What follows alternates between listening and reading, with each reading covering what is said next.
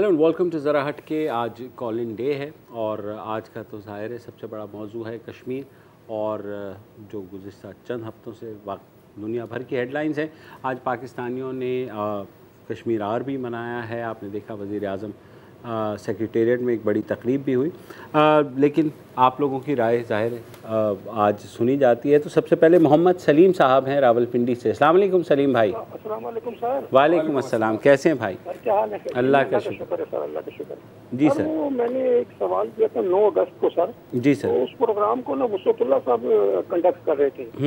तो मेरा सवाल ये था कि सर जो उम्मीदवार इलेक्शन जीत जाता है, इलेक्शन जीतने के बाद सर वो हलफ नहीं उठाता, जैसे मोहतरमा कुलसुम नवाज साहिबा थी जी और हमारे चौधरी निसार साहब है जो हमारे हल्का नंबर 10 से हल्का 10 से मुंतखब हुए थे, आज तक उन्होंने हलफ नहीं उठाया। इस सिलसिले में ना कोई आइन बता रहा है, कुछ कानून बता रहा है, ना रूल्स बता रहे। फवाद चौधरी साहब ने मुझे कहा जी all rules are silent in this regard. तो वसतुल्लाह साहब ने मुझे बड़ा अच्छा जवाब दिया था। वो कहने लगे यार ऐसा होना चाहिए कि 2-3 सेशन के बाद इनको डिफीट हो जाना चाहिए। तो सर ये 4 से 46 पार्लियामेंटेरियन है, ये बड़ी प्रोडक्शन ऑर्डर की बात करते हैं और दूसरी बातें करते हैं। तो क्या इस तरह इनका ध्यान नहीं जाता कि यार ये 53,000 वोटें लेके चौधरी निसार अली साहब जीते हैं और 22,000 उनके मुखालिफ ने दिए थे। ये 1.5-2 लाख का हल्का होता है। तो सर इनकी नुमाइंदगी कौन कर रहा है सर? तो इसके बारे में ज़रा मुझे ज़रा बता दीजिए। मैंने पहले भी पूछा था, तो ज़रा बस मुझे यही एक सवाल है सर आपसे सर। तो और वैसे ही बात करने का दिल चाह रहा था आपसे सर। बड़ी मेहरबानी सर आपकी, बहुत शुक्रिया। चौधरी निसार ने अभी तक हल्फ नहीं उठाया?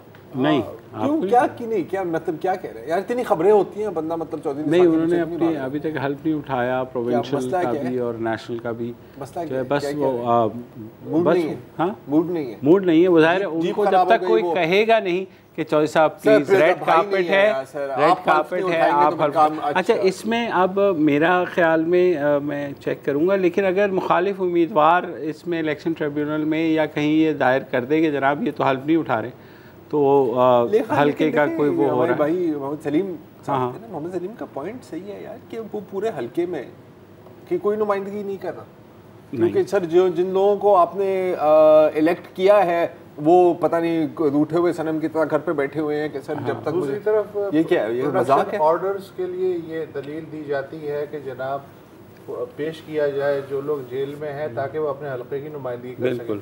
एक तरफ तो इतनी अर्जेंसी है, यहाँ पर कुछ नहीं हल्फ नहीं उठाया। नहीं यार, ये बड़ी अजीब बात है और फ्रैंकली स्पीकिंग में कभी मैंने सोचा ही नहीं था पहले। मैंने अभी तक अज्यूम कर लिया होगा कि चौधरी निसार ने हल्फ उठा लिया होगा, क्योंकि कुलसुम नवाज का तो वो बीमारी की वजह से वो चीज़ हो गई, वो एक डिफरेंट है, वो समझ में आता है। लेकिन चौधरी निसार साहब तो रूठे हैं। मेरे ख्याल में सबको पता है कि वो उस वक्त तक रूठे रहेंगे जब तक वो उन्हें जो है ना कहेंगे। उनको तो अभी तक ये है ना कि यार मेरी जीप अगर पंक्चर है तो मैं ड्राइव करके मैं हल्फ कैसे उठा सकता हूँ, ये उनका मसला है। जीप स्टार्ट तौर पे ये एक मज़ा का खेज सूरत हाल है। बिल्कुल है। अब मुझे नहीं पता कानून जो है इस बारे में कितना खामोश और कितना जाग रहा है। कानून के बारे में हम देखेंगे कि सर वो क्या करते हैं। अली हैदर साहब हैं कराची से। अस्सलाम वालेकुम।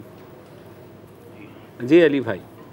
जी मुबशर साहब, मुझे इस हवाले से पूछना था कि अभी जैसे हमने देखा कि यूएई के अंदर नरेंद्र मोदी को जो अवार्ड मिला है, हाईएस्ट सिविलियन अवार्ड, तो उस पर हम लोग काफ़ी एहतजाज कर रहे हैं और काफ़ी मतलब शोर कर रहे हैं।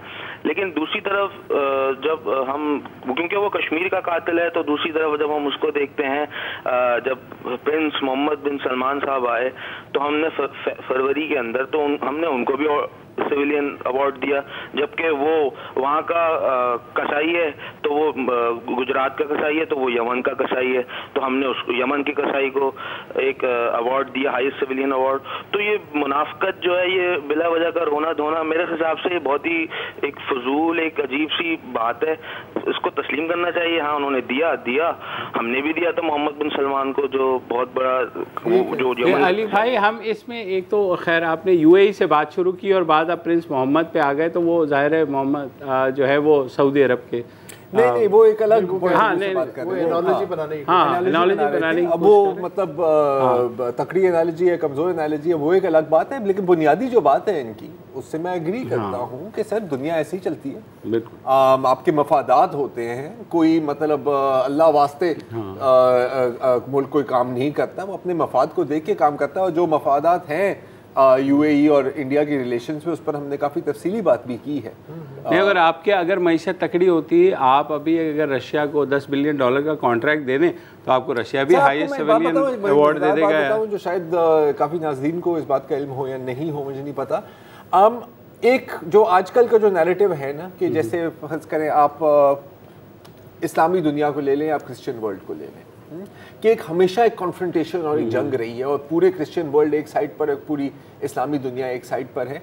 आपको पता है कि सुल्तनत उस्मानिया का सबसे बड़ा और पक्का इत्तेहादी कौन था? कौन? फ्रांस। क्यों? कब की बात कर रहे हैं? ये I am talking about Napoleon and pre Napoleon, ठीक है। क्योंकि आपकी जो सियासी इंटरेस्ट थे वो उनके साथ दूसरे ये है कि फर्स्ट वर्ल्ड वॉर में सल्तनत उस्मानिया जर्मनी के इत्तेहादी, बिल्कुल फर्स्ट वर्ल्ड वॉर तक चीज़ें चेंज हो गई थी, लेकिन वहाँ तक चले आप कह सकते हैं कि वो ज़्यादा नेशनलिज्म था। माय पॉइंट इज़ कि अगर आप थोड़ी सी पहले वाली हिस्ट्री में भी देखें तो अगर आप हिस्ट्री को एक्चुअली ऊपर से ना देखें, इसकी गहराइयों में जाएं तो हमेशा ऐसे ही था। अच्छा, और हमने 1920s में बरसगीर के मुसलमानों ने बड़े जोश से तहरीक चलाई कि खिलाफत जो है वो कायम रहनी चाहिए। अंग्रेज़ ज़ाहिर है कि उस वक्त गैलीपोली का मार्का जो हो रहा था तो ख़तरा था कि वो ख़त्म ना कर दें, लेकिन आयरनी ये है कि खिलाफत को बचाने के चक्कर में जब मुस्तफ़ा कमाल अतातुर्क आए तो उन्होंने ही खिलाफत ख़त्म कर दी, अंग्रेज़ों ने तो ख़त्म नहीं की। उसके बाद हमारे पास कोई नैरेटिव नहीं था कि अब क्या करें, इसलिए कि वो भी तुर्क है और वो भी तुर्क था, तो ये भी होता है। नहीं, बहुत इस तरह की मिसालें आपको इंटरेस्ट रूल करते हैं बेसिकली, और अवाम ज़ाहिर है कि भोले होते हैं। राहिल अशर हैं कराची से। अस्सलाम वालेकुम राहिल साहब। जी अस्सलाम वालेकुम। वालेकुम अस्सलाम। जी भाई, क्या हाल है मुबश्शिर जली साहब? ठीक है आप लोग? बिल्कुल बेहतरीन। अच्छा, मैं दो बात करूंगा। एक पूछूंगा, एक हमारे डिफेंस मिनिस्टर होते थे, वो आजकल नजर नहीं आ रहे, कहीं वो बम शम बांध के अपने सीने पे लाइन LOC पार करके इंडिया तो नहीं चले गए हैं, वो जो ऑक्यूपाई कश्मीर है, क्योंकि 5 अगस्त से हमने कहीं देखा नहीं उनको, ना कौमी असेंबली में कोई उन्होंने पॉलिसी बयान दिया, ना किसी प्रेस में आके उनकी कोई चीज़ नजर आई, तो बिल्कुल खामोश होकर बैठे हुए हैं। तो बताइए, डिफेंस मिनिस्टर का काम खामोश रहना तो नहीं है ना? एक बात, आपको कौन सा डिफेंस मिनिस्टर याद है जो खामोश नहीं? हर डिफेंस मिनिस्टर का काम खामोश रहना ही होता है, और यही सबसे बड़ी क्वालिटी होती है। आप पीछे जितने चले जाएं तो वो शायद ये एक अच्छी बात है। वज़ीर ख़ारजा का नाम तो अक्सर याद आ जाता है कि कौन कौन रहा है, डिफेंस मिनिस्टर ज़रा बताइए कौन कौन रहा है? ख्वाजा आसिफ, आफ्ताब शाबान मीरानी, अच्छा अच्छा, और राव सिकंदर इकबाल, हाँ बड़ी बड़ी हस्ती, बड़ी। चले दूसरा सवाल राहिल भाई। चलेगा? अच्छा, गालिबन निकल गया। फ़ारूक इकबाल है हमारे साथ जैकोबाबाद से। अस्सलाम वालेकुम जी फ़ारूक। हेलो, अल्लाह का शुक्र, हुक्म करे भाई। आपका प्रोग्राम सर मैं बड़े शौक से देखता हूँ, बड़ी मेहरबानी। अच्छा लगता है कि आप बैठ करते हैं न्यूट्रल होकर। तो क्योंकि अगर कश्मीर का दिन मनाया जा रहा है तो इस लिहाज से मेरा कश्मीर के बारे में सवाल है आप लोगों से। जी जी। अभी सर चंद दिनों पहले मोदी और ट्रंप की मुलाकात हुई गालबन फ्रांस में। जी। तो जिस तरीके से कुछ गप्पियाँ लगा के हाथों पे हाथ मिला के वो तालियां मार के खुश हो रहे थे, तो यकीन जाने मुझे ऐसा लग रहा था जैसे उसमें उन्होंने कोई किला फतह किया, उसके बाद जो खाते हैं खुशी मनाते हैं, उनका वो मंजर था। तो वो किला यकीनन कश्मीरी का था। उन्होंने आपस में गठ जोड़ करके ये मामला हुआ और इमरान खान को उन्होंने मेरा ख्याल है धोखे में रखा। और अब अलमिया ये है कि हमारे लीडर फिर ट्रंप के पास जा रहे हैं। तो मुझे इसमें कोई शक नहीं है उस वीडियो के बाद कि उसमें दोनों लीडरों की एहमाद शामिल थी कश्मीर के मामले में खासकर।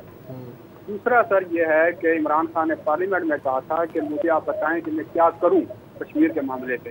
गालबन शहबाज शरीफ से उनका मुकालमा हुआ। जी जी जी। तो मेरी सर नाचीज राय में उनको मशवरा यह है कि उन्होंने 126 दिन बीच रोड पे धरना दिया था 4 सीटों के लिए।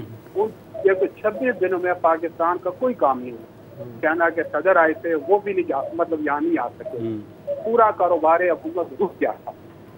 अब अगर मेरी दानत में वो सिर्फ 26 दिन अपना वो कंटेनर LOC पे लेके चले जाएं और पूरा आलमी मीडिया उनकी तरफ मतवज्जो इंशाल्लाह जरूर होगा। तो फिर भी अगर 26 दिन हुकूमत न चली तो हमें इससे कोई दुख नहीं है। ये तो 26 दिन पहले भी नहीं चले। ठीक है। ये भी एक जी फारूक भाई, आपके जज्बात हैं और आपकी राय मुकद्दम है। एक ब्रेक ले लेते हैं।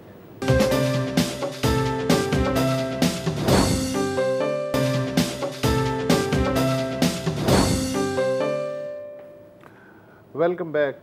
कॉलर्स डे है। मोहम्मद सादिक साहब हैं कराची से। जी भाई।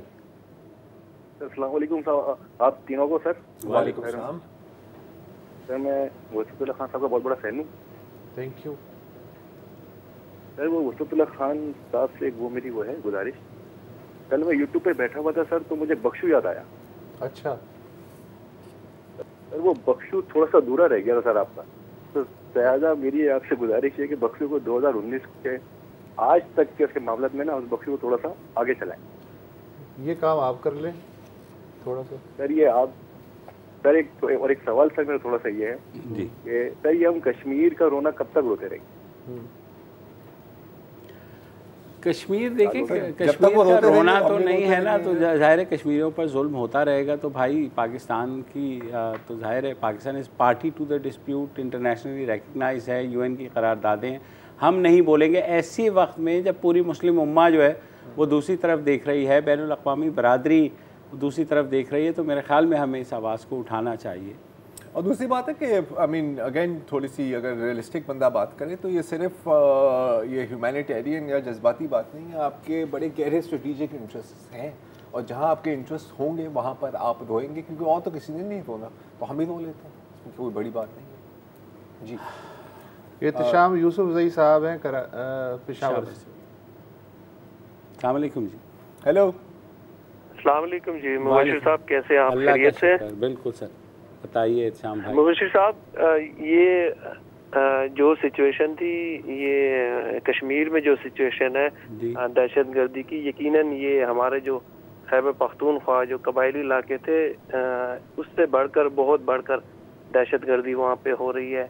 तो जिस तरह सवात ऑपरेशन और जो कबायली इलाकों में हमने इंटरनेशनल दुनिया को यहाँ पे फोकस करवाया, और यहाँ पे जो आलमी इमदादी इदारे आए, खुराक का मसला था और लोगों का रहन सहन के, कश्मीर की जो हालिया सूरत हाल है वहाँ पे भी एक आपको लगता नहीं है आप लोगों को कि इतना बड़ा इंसानी अलमिया है वहाँ पे, खुराक की भी ज़रूरत है, लोगों को पानी की भी ज़रूरत है, लोगों को घर से बाहर भी नहीं निकलने दिया जा रहा। तो इसमें क्यों ना, why you people are not inviting international जो वहाँ पे एजेंसीज हैं, जो डोनर एजेंसीज है, INGOs है, वहाँ पे खुराक नहीं मिल रही है लोगों को, तो मीडिया पे इस हवाले से कंपेन नहीं होनी चाहिए कि बहुत ज़्यादा वहाँ पे वो, जब इंटरनेशनल लोग आएंगे, इंटरनेशनल वहाँ पे मीडिया आएगा, इंटरनेशनल डोनर एजेंसीज आएंगी, तो डेफिनेटली एक जो पिक्चर है वो दुनिया के सामने जाएगी। लेकिन एहतशाम यूसुफ ज़ई साहब, मैं अर्ज़ करूँ कि आप ये फ़र्ज़ कर रहे हैं कि जैसे हुकूमत पाकिस्तान का वहाँ कंट्रोल है,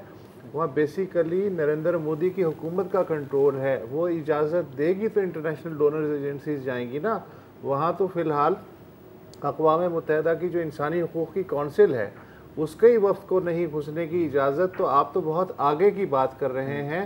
तो उनका कंट्रोल है, वो चाहेंगे तो वो जा सकता है, वरना तो नहीं जा सकता। और जो चीज़ें हो रही हैं वो अकॉर्डिंग टू दैट प्लान हो रही हैं। वो पागल है कि वो किसी को लेकिन ये इस हद तक दुरुस्त है कि पाकिस्तान को ये मुतालबा करते रहना चाहिए कि वहाँ इजाज़त दी जाए। अच्छा, पाकिस्तान ही नहीं, ये मुतालबा बैनुल अक़वामी तौर पे बहुत से लोग कर रहे हैं। तमाम इंसानी हकूक़ की जो बड़ी तंजीमें हैं, एमनेस्टी हो गई, ह्यूमन राइट्स वॉच हो गई, और जैसे अक़वाम मुत्तहिदा, सब ये मुतालबा कर रहे हैं। और आज मैं 3 और US रिप्रेजेंटेटिव्स, कांग्रेसमैन, सेनेटर्स वगैरह के भी बयान देख रहा था, और एक उनमें कॉमन थ्रेड है। अगेन जो पहले तो था ना जी वी आर कंसर्न, अब वो कंसर्न बढ़ गई है। अब वो कह रहे हैं कि नहीं सर, आप प्लीज़ आप इस पर गौर करो, क्योंकि मेरे कंस्टिट्यूएंट्स, मेरे हल्के के लोग मेरे पास आ रहे हैं और हमें बता रहे हैं कि ये हो रहा है, तो उनके वोटर हैं, वो उनके वोटर हैं। तो इसी तरह पब्लिक प्रेशर बनता है। और अगर किसी का ख्याल है कि US पब्लिक ओपिनियन का कोई असर नहीं है US पॉलिसी में, तो ये बहुत और दूसरी बात ये है कि एक सूरत तो ये है कि जी 8 दिन हो गए अभी तक आलमी रायनामा नहीं बनी, चलो जी छोड़ो, ये फजूल मसला है। हाँ। ऐसा नहीं होता। कंसिस्टेंसी जो है वो पे करती है। फ़लस्तीन का मसला भले आज तक हल नहीं हुआ जिस तरह फ़लस्तीनी चाहते हैं, लेकिन फ़लस्तीनी जो मसला है वो पिछले 72 साल से इसलिए एजेंडे पे है, इसलिए आलमी रेडार पे है कि फ़लस्तीनियों ने उसे ज़िंदा रखा हुआ है। तो इसमें ये कोई ऐसा नहीं है कि जुमेरात को मसला कश्मीर हल हो जाएगा, पता नहीं कितने बरस और लगेंगे, लेकिन कंसिस्टेंसी जो है वो रहनी चाहिए। बिल्कुल। मिसेस मुमताज़ हैं, अस्सलाम वालेकुम जी, कराची से। अस्सलाम वालेकुम मेरे प्यारे भाइयों। वालेकुम अस्सलाम। देखिए मेरे भाई, बात सुनिए, आप लोगों ने कश्मीर के मसले को उजागर किया है, बहुत अच्छा किया है, शुक्रिया। आपको मुबारकबाद दे देती हूँ, लेकिन आप ये सुनिए कि अपने मसले को आप कब करेंगे। देखिए महंगाई इतनी बढ़ गई है, इतनी बढ़ गई है, गरीब तो गरीब, मिडिल क्लास बंदा जो है मजबूर हो गया भीख मांगने के ऊपर।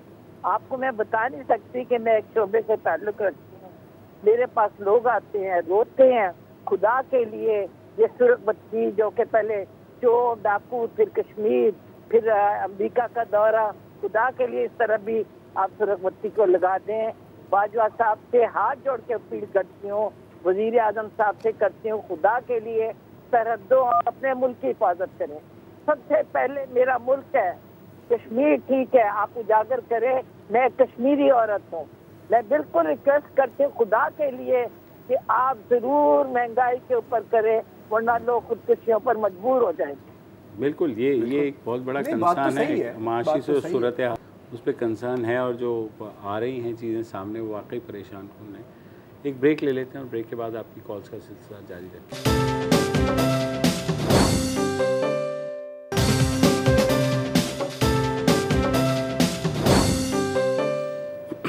Welcome back. और मैं अगली कॉलर हैं रक्षंदा सहर रावलपिंडी से। अस्सलाम वालेकुम जी।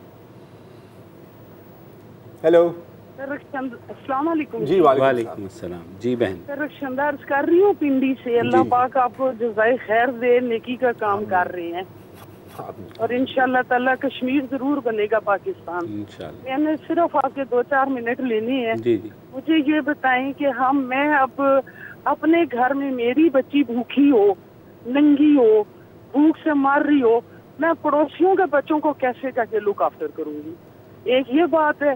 दूसरे नंबर पे कि हमारे मुल्क के हालात वो चल रहे हैं। मैं एक ईमानदार ऑफिसर थी बैंक में, हमें नवाज शरीफ साहब ने बेगुनाह जबरी बर्ताव किया। मेरा कमाने वाला कोई नहीं, 55 साल मेरी एज है। मैं एक ईमानदार एसपी की बेटी थी। मैं गलियों में धक्के खाने पे 20 साल हो गए इंसाफ मांगते हुए। साकिब निसार साहब ने 8000 पेंशन की, इमरान खान साहब ने 4000 कर दी वापस। और मुझे जो सबसे ज्यादा इतराज है इमरान खान की पार्टी पे, हमारे नवाज शरीफ वाले चोर थे, डाकू थे, जो भी थे, साल हो गया कान पक गए हैं। 21-31 अरब NRO नहीं छोड़ूंगा, जेल में डाल दूंगा, काम करते नहीं है। और दुनिया के बदतमीज गाली गलोच सियासत में इन लोगों ने इतनी ज्यादा कर दी, इतनी महंगी गालियां ये साथियों को देते हैं फेसबुक पे। और इतने बदतमीज कलगरीदा फारूकी साहब से जो डॉक्टर शाहबाज, पता नहीं इन लोगों ने कहाँ से ये बदतमीज लोग निकाले। मुझे इतनी शदीद तकलीफ होती है क्योंकि मेरी भी 55 साल एज है। अरसे से मैं भी सियासत में भी इन्वॉल्व रही हूँ, जलसों में जाते रहे हैं, रैलियों में जाते रहे हैं, लेकिन हजार इख्तलाफ है नून लीग के पीपी थे, लेकिन इन जैसी बदतमीजी जुबान जो है ना मैंने जिंदगी में नहीं देखी। मतलब कोई बंदा और करता है, कोई अमली काम करके दिखाओ। फिर दोस्त शेख साहिब है, वो तो थाली का व्यंजन है। फवाद चौधरी है, वो चम्मच है जिसमें वो खाली रहता है। शेख रशीद साहब का भी यही हाल नजूमी बना हुआ है। रासी पिंडी का भांड। मतलब थोड़ी सी इन लोगों को चाहिए। आप हमारे वो चोर थे तो आप लोग आज हमारे हुक्मरान बन के बैठ गए ना। ठीक पिछली में जी रक्षंदा साहब बिल्कुल आपके जज्बात की कदर करते हैं। वाकई ये एक देखो लोग जाहिर है अब वो एक वो है कि भाई आप कश्मीर की बात करें, लेकिन आपकी आवाम जो है यहाँ पे। अच्छा देखिए उस पे तो देखें, ये हमने भी बात की और ये बहुत लोगों ने बात की और ये शायद मतलब आपकी टॉप लेवल लीडरशिप से ये तो बात तस्लीम होती है कि you have to set your house in order. अच्छा यहाँ मैं एक बात कहना चाहता हूँ, हमें दोनों चीज़ों को मिक्स नहीं करना चाहिए। ये दोनों साथ साथ भी चल सकती हैं। बात भी डेफिनेटली होनी चाहिए और साथ में ये जो मसाइल हैं ये भी डेफिनेटली इन पे तवज्जो नहीं हटनी चाहिए। मसला तब पैदा होगा कि आप किसी एक बड़े क्राइसिस की चादर के नीचे बाकी मसले जो है छुपाने की कोशिश करें, ये ज्यादती होगी। लेकिन कश्मीर की बात डेफिनेटली, और ये मसले जो हैं पैरेलल हल होने चाहिए, साथ साथ चलते। बिल्कुल। आज जो हम ज़ाहिर है इंटरनेशनल सपोर्ट ना होने की बात करते हैं, उसकी वजह ये है कि हम इकोनॉमिकली इतने स्ट्रॉन्ग नहीं हैं। अगर हम इकोनॉमिकली स्ट्रॉन्ग होते तो आज आधी दुनिया हमारे साथ ही खड़ी सुनता है यार। हाँ। मतलब मेन मसला तो यही है, और बात बिल्कुल सही है कि अच्छा देखें, जैसे अब आज भी जो एक कश्मीर आर हुआ, अच्छा अक्सर अगर आप इस पर कमेंट्री देखेंगे तो क्या इससे कश्मीर आज़ाद हो जाएगा? नहीं, जाहिर है नहीं होगा। माय पॉइंट इज कि यार मिक्स ना करें। देखो बॉस, अगर आप किसी बीमार बंदे से जाके मिलने जाते हो, आपके जाने से वो सेहतमंद तो नहीं होगा ना यार, या आप कहीं ताजियत करने जाते हो तो मरहूम जिंदा तो नहीं हो जाएगा। आपको करना तो है। अच्छा, जहां तक इनकी दूसरी बात थी, और बिल्कुल उन्होंने तो वाज़ेह किया है कि जी ये नून लीग की सपोर्टर नहीं है, पीपीपी की सपोर्टर नहीं है, लेकिन ये बात जो ये अभी रक्षना साहिबा ने की है, ये भी बहुत बात करते हैं कि इसमें भी ना यार ये 1 या 0 वाला सिलसिला नहीं है कि अगर इसको अच्छा तुम्हें ये पसंद नहीं है तो तुम जरूर उसके सपोर्टर हो गए। ये भी हो सकता है कि आपको हर एक पार्टी की कोई ना कोई चीज ना पसंद भी हो, तो ये भी एक पर्सपेक्टिव है। डॉक्टर नादिया आबिद हैं हैदराबाद से। नहीं, पहले ऐसे अस्सलाम वालेकुम जी नादिया साहिबा, कैसे हैं आप लोग? अल्लाह का शुक्र, आप बताइए ठीक है। अच्छा मुबशिर साहब, दो बातें करनी थी मुझे आपसे। एक तो ये कि जिस तरह से कश्मीर का एक हॉट इशू आजकल उठा हुआ है, इसी तरह से कराची का जो कचरा है वो भी एक हॉट इशू है आजकल ना। अच्छा, मुझे ये पूछना था कि अली ज़ैदी साहब का इनिशिएटिव तो उन्होंने हो सकता है कि बहुत नेक नियति से लिया होगा और लिया ही होगा, लेकिन पूछने की बात ये कि जो कचरा उठ रहा है, जो हम टीवी में भी खबरों पर देख रहे हैं कि नालों से कचरा उठाया जा रहा है और वो उस नालों के साइड में रखा हुआ है कचरा। इसी तरह हजारों टन कचरा बताया जा रहा है कि कराची से उन्होंने कलेक्ट किया है, लेकिन उसके ढेर के ढेर जगह जगह दिखाए जा रहे हैं जिन पर मक्खियाँ रहेंगी। लेकिन इसको डिस्पोज ऑफ करने का क्या कोई लाए अमल उन्होंने वजह किया था? पहले किसी प्लानिंग के साथ उन्होंने ये काम शुरू किया था कि जब ये निकाल लेंगे कचरा तो उसको डिस्पोज ऑफ कैसे करेंगे, जैसे कि दूसरे ममालिक में होता है? नादिया इसी से जी प्लीज गो अहेड। ये पूछनी थी मुझे कि जिस तरह हम लोग भी, आपको शायद अगर याद हो कि हम लोग को मैं उसी पे आ रहा था, बिल्कुल जी, कचरा उठाते हैं और हम अब सोसाइटी के अलावा इधर CPSP की लाइब्रेरी है और 14 स्कूल हैं जिन्होंने हमें अप्रोच किया है कचरे के लिए, हम वहाँ से भी कचरा उठाते हैं। अब इस वक्त तो हम उसको एक आर्मी की कुछ जगह है जो कि बहुत गहरे गहरे गड्ढे हैं, उसमें वो डिस्पोज ऑफ करते हैं और कुछ बल्दिया के पॉइंट्स हैं, लेकिन यकीनन कुछ अरसे के बाद वो जगह फिलअप हो जाएगी। बिल्कुल। तो इसका कोई ऐसी कंपनी है जिसको हम अप्रोच करके हम भी कोई तरीका ऐसा अपनाएं कि कचरे को डिस्पोज ऑफ कर, कोई प्रॉपर मेथड हो उसका? कल हमने नादिया इसी पे ही एक प्रोग्राम किया था कि कचरे को डिस्पोज ऑफ करने के 3 या 4 मुख्तलिफ मॉडल्स जो दुनिया में इस वक्त काम कर रहे हैं उन पे बात हुई थी। तो हम अपनी जो मकामी सूरत हाल है उसके हिसाब से कोई ना कोई मॉडल जो है हम ले सकते हैं, बशर्ते के नीयत हो, पॉलिटिकल विल हो, और लेना पड़ेगा। ये बात नहीं है कि और जो मेन पॉइंट आता है वो है पॉलिटिकल विल का, क्योंकि वही जो कराची की बात की कि बिल्कुल सही, अली ज़ैदी साहब ने बड़ी नेक नियति से काम किया, कचरा वहाँ पे रख दिया। अच्छा, वहाँ से उठाने का काम किसका है? Solid waste management board, unless कि ये किसी कंटोनमेंट इलाके में है, फिर कंटोनमेंट का बोर्ड है। 1720 इदारे तो हैं जिनका ये काम है, इसीलिए काम नहीं हो, एक दूसरे को टोपी घुमा रहे हैं। 24 इदारे हो गए, 24 इदारे टोपी घुमा रहे हैं एक दूसरे को। 24 सदों पे टोपियां घूम सकती है सर, तो आपको पता है कि पूरा राउंड लगाने में भी टाइम लगता है। सही बात है, जैसे पासिंग द पार्सल नहीं है। ऐसे मुस्तफा साहब हैं कराची से। अस्सलाम वालेकुम, कैसे हैं भाई?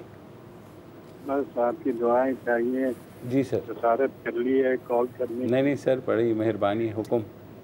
बात ये है कि भाई वो अपने हैं, क्या नाम है, फिरदौस आशिफ पवान साहब जी, मैं उनको माई भागी कहता हूँ। ओके। वो इसलिए कि आज उनका एक ट्वीट आया था जी, कि पेट्रोल की मसनूआत जो है उसमें कमी कर दी गई। जी बिल्कुल। अच्छा, अभी मैं CNN देख रहा था, उसमें उसका डिनायल आ गया। हाँ, फाइनेंस मिनिस्ट्री की जानिब से। फाइनेंस मिनिस्ट्री जी बिल्कुल, डिनायल आ गया। बिल्कुल। झूठ क्यों बोलते? इसी तरह वो फवाद चौधरी साहब है कि जी हम एयर स्पेस बंद कर रहे हैं और ये हो गया और 48 घंटे में बंद हो जाएगा, क्या फायदा? एक ये शंकर है और वो शेख रशीद जैकी चंद ये सिर्फ राज देते हैं लोगों को। दूसरी बात, मैं जरा वकालत के बारे में करूँगा अगर आप इजाजत दें। जरूर। देखिए, ये जो हमारे फरोग नसीम साहब हैं, ये बड़े कानून दां हैं, अल्लाह उनको और बड़ा बनाए। लेकिन जो रिश्वत है आपके डिस्ट्रिक्ट कोर्ट में, सेशन कोर्ट में, वहाँ रिश्वत का आगाज कैसे हुआ? ये वकील हजरात कहते हैं क्लाइंट से, मैं इसका विक्टिम हूँ जी, ये जो पेशकार है इससे डेट लेना है, इसको 500 रुपए दे दी। जी बिल्कुल। कोई शॉर्ट ऑर्डर आता है उसको निकलवाने के लिए कम से कम 10,000 रुपया। वकील साहब हमारे कहते हैं कि सर ये आप जाके ऑफिस में दें, टाइपिस्ट को दें। तो असल में जो रिश्वत का आगाज है हमारे वकील आजाद करते हैं और क्लाइंट से पैसे लेते हैं, जिससे उसके घर के बर्तन बिक जाते हैं। ये फरोग नसीम साहब को चाहिए पहले इसको खत्म करवाएं, क्योंकि ये कैसे खत्म करवाएंगे? आगाज तो इन्होंने ही करवा। जी बिल्कुल, बिल्कुल आपने कंप्लीट बात कर दी। पहली बात में तो आपकी उम्र यकीनन हमसे ज़्यादा ही होगी और आप हर दौर के इंफॉर्मेशन मिनिस्टर्स और हुकूमती तर्जुमानों को भुगत चुके हैं हमारी तरह, तो मेरा नहीं ख्याल कि कुछ बदला है। नहीं, हर जो हुकूमती जी पहले होते थे 1 या 2 इंफॉर्मेशन मिनिस्टर, आज पता नहीं है कि कितने हैं। हाँ, हुकूमती तर्जुमान तो खैर बेतहाशा। वज़ीर रेलवे भी खारजा पॉलिसी पे बयान दे रहा है, वज़ीर साइंस और टेक्नोलॉजी भी बयान दे रहा है, वज़ीर इत्तलात। अच्छा, इसमें टेक्नोलॉजी का भी बड़ा कसूर है सर, फ्रैंकली स्पीकिंग, क्योंकि पहले अगर आप देना भी चाहते थे तो आप कैसे देते? हाँ, आपको किसी अखबार के नुमाइंदे को देना पड़ता, कॉलम छपता। अब तो यार आपके हाथ में फोन है, आपने ट्वीट कर दिया कि कल से जंग ऑन है। अभी जब फवाद चौधरी ने ट्वीट की थी कि पाकिस्तान इज कंसिडरिंग कि वो एयर स्पेस बैन कर दे, तो उसके बाद उसी वक्त फिरदौस आशिक अवान प्रेस कॉन्फ्रेंस कर रही थी, वो शिकायत हो गई इमरान खान से। इमरान खान ने फवाद चौधरी को बुला लिया, उन्होंने कहा जी आपको ट्वीट नहीं करनी चाहिए थी, ये आपका वो डोमेन ही नहीं है। तो मतलब ये तो खैर चलता ही जा रहा है। एक वक्फा ले लेते हैं भाई।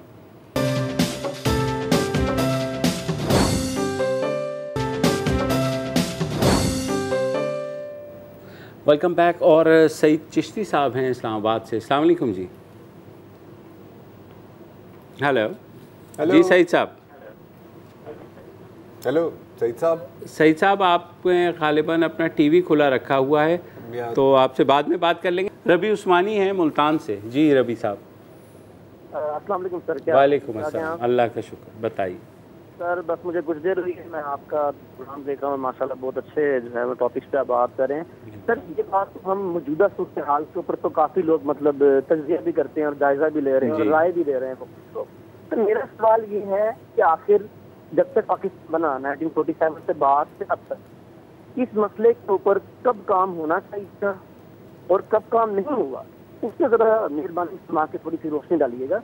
और फिर दूसरा ये है कि कराची के अंदर पूरा क्रिकेट को समेटने की बात हर कोई करता है, लेकिन सर उसमें कोई भी ये बात नहीं करता कि इसको रिसाइकल करने के लिए एक सिस्टम लगाया जाए। बिल्कुल सर, उसको कहीं भी उठा के फेंक देंगे वो तो वही ताफुन फैलता रहेगा। सही बात। और सर वो वैसे ही गंदगी फैलती रहेगी, वो कोई हल तो नहीं है।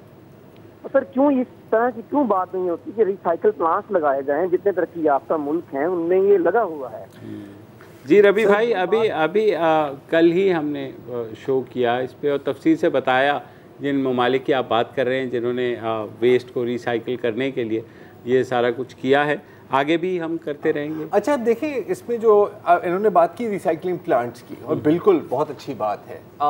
जो मिसाल दी थी आपने अर्जेंटीना की, जी वो हमारे पे परफेक्टली फिट होती है। ठीक है। अच्छा आपको ना कैसे, अभी एक बड़ी थकी हुई बात है कि सर सारे स्टेक होल्डर्स को आप इन्वॉल्व करो, लेकिन करना पड़ता है क्योंकि जब तक कचरे वाले नहीं इन्वॉल्व होंगे तो कोई सिस्टम नहीं चल सकता ना। तो आप उनके फायदे में ये चीज़ लाओ कि यार अगर आप मतलब एक कचरे से आप 200 रुपये कमा रहे हैं, ये आप करेंगे तो आप 500-1000 रुपये भी कमा सकते हैं, फिर ही ये चीज़ें आगे बढ़ती हैं। लेकिन अगेन एक पॉलिटिकल विल भी आपको चाहिए, क्योंकि अर्जेंटीना में पहले वो लेजिस्लेशन लाए, इम्प्लीमेंट की, फिर ही ये मार्केट बनी ना यार, ऐसे बैठे बैठे तो नहीं बन जाता। अदनान खान है कराची से। जी अदनान साहब लाहौर से। वालेकुम जी। वालेकुम अस्सलाम। जी अदनान भाई। जी सर, मैंने ये कहना था कि देखें जी, हमारे प्राइम मिनिस्टर गए थे मिलने के लिए ट्रम्प से। जी जी। वहाँ पे आप देखेंगे ट्रम्प की क्या बॉडी लैंग्वेज थी। जब ये वहाँ से वापस आए, ट्रम्प ने इनको कहा है कि जी हमारी आप तालिबान से नेगोशिएशन करवाएं। जी ठीक हो गया जी। और उसके बाद ये वहाँ से वापस आ गए, और जब वापस आए हैं तो आप देखें कि उन्होंने फौरी तौर पे आके कश्मीर में हमला करके कश्मीर ऑक्यूपाई कर दिया। ठीक हो गया। ये एक किस्म की पाकिस्तान के लिए थ्रेट है। और क्यों नहीं सारी कौम समझती कि पीछे बैकग्राउंड में सिर्फ ट्रंप है जो कि गेमें खेल रहा है, और उसके लिए सोल्यूशन ये है हमारे पास सबसे बेस्ट कि एयर ट्रैफिक बंद की जाए और अफगानिस्तान का बॉर्डर बंद किया जाए।